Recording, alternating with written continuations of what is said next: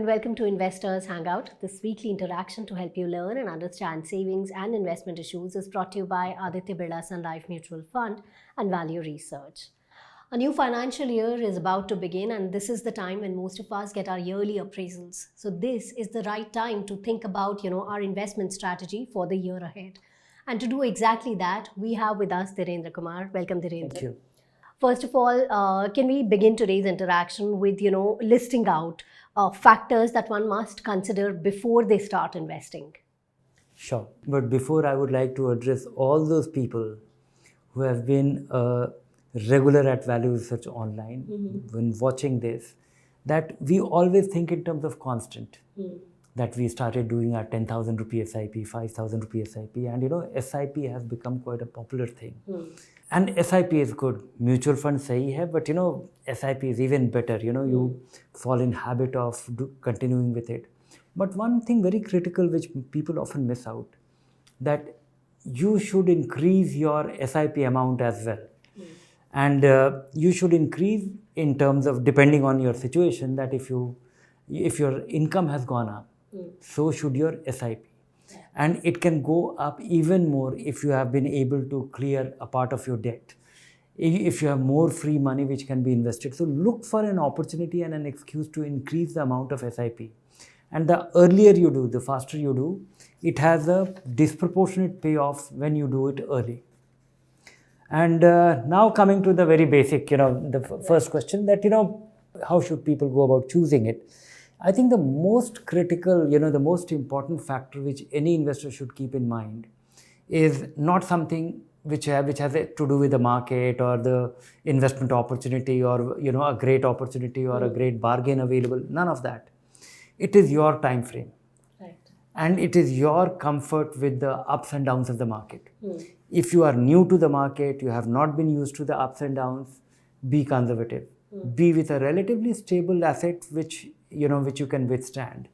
And second is that if you are investing for the short term, never invest in equity. Only investing for the long term, consider equity. So this is the critical element. If most investors, if they keep this into account, they will be okay. They will get used to it, they will benefit from it, and they will profit from participating in market-linked investment. All right, so once all of this is clear, the next step is there are so many mutual funds. How to go about choosing the right one for oneself? Choosing a kind of fund could be complex, because there are 32 official kind of category of fund. But you can do without looking at or learning about most of them. When it comes to investing, the most important thing is something which only you know. If you are an investor, you know that are you going to invest for the first time? What is the likely time frame in which you need the money? What has been your experience? Because a lot of people also learn from other people's experience. Your father or your brother, if he has been investing and you have seen the ups and downs and gotten used to it, then it's a different story. Likewise, and then understanding the value of diversification, understanding the value of equity. I think these are things because two things matter when it comes to investing. One is that choosing the right vehicle and having the right temperament. Having the right temperament is a matter of time. You have to build one if you don't have one. And that takes time. If you are investing for the short term, a couple of years, and you definitely need the money, it is for a non-negotiable goal. Or it is even closer. In 6 months to 1 year time frame, you intend to buy your house. And you have been able to accumulate that money, then maybe take that money out, keep it in a short-term debt fund, that is fine. Money within 3 years, you can well consider a short-term debt fund. You will be insulated even from, wild interest rate movement. And when it comes to investing for the long term, then you should consider a vehicle which depends. You can choose a aggressive hybrid fund or a multi-cap fund or an index fund and a mid-cap fund, small-cap fund combination, depending on your experience.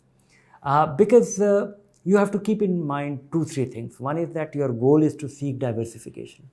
Your goal is to spread your money over a period of time so that you are able to reduce the risk of catching a market high. Understanding the expense and making sure that you are able to reduce your expenses on fund management is also a very important goal because, investing in large caps, one should invest in index fund. And that is a sure shot way of, saving money. And so I would say that you can get more sophisticated over time, keep it simple to begin with, be conservative to begin with, and then there is a ladder which you have to climb steadily. So all you can do is, ensure that you are disciplined enough to begin with. And if you decide to invest in equity and choose a mutual fund and do your SIP and make sure that you are not investing any money which is required within the first 5 years, you're fine, you'll be sorted. Even if you go wrong with your fund selection, you will still be well taken care of. And while zeroing down on one particular fund, one can always, go to value research online. Of course, one and can compare the fund with its peers and decide on.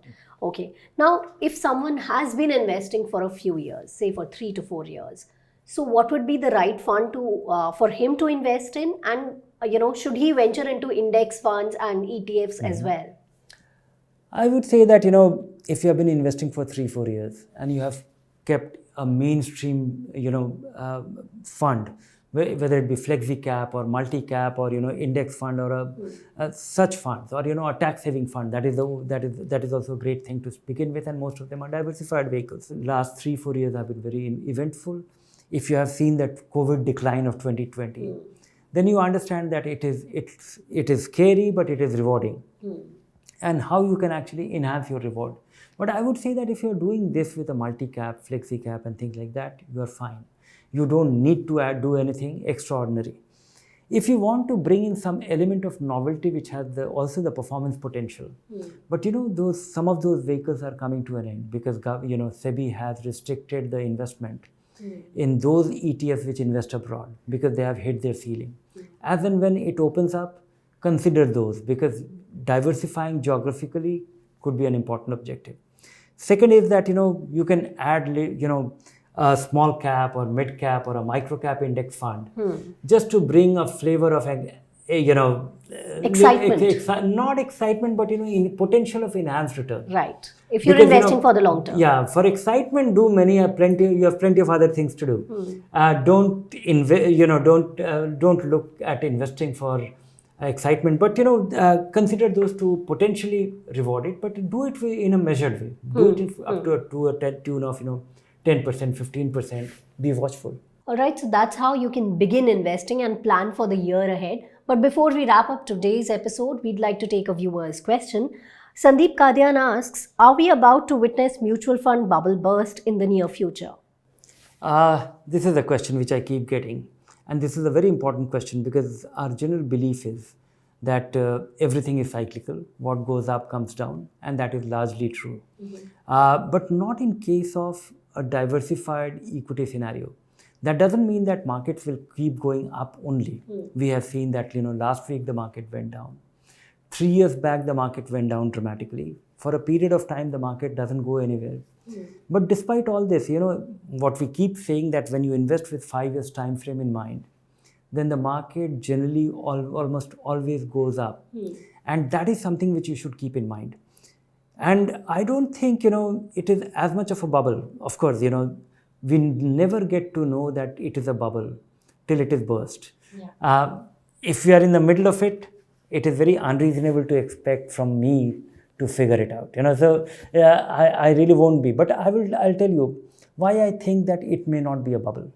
Because there is a possibility that a segment of the market which could be very pricey, there could be a bubble, and there could be a factor which will be driving it. There might be lack of supply or great demand for that. Or small companies' stock prices have gone up simply because too much money is coming into small cap and mid cap.